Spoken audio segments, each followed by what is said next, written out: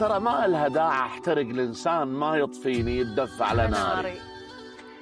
راجع مثل الاول اضحك هو اي بالله، وقلب ما بي بشر صاير شعاري ومهمل صاير وما افكر بشيء مثلهم. انا ايش حصلت من كنت هذا؟ كل شيء ما حصلنا. مو بيدي اغار واشتعل نار وعدك. هالتصرف مو حضاري. فهمني الحضاري شنو يسوي وانا قدامي يحون بثماري، قدامي اشوف المنظر حين ابدي منين؟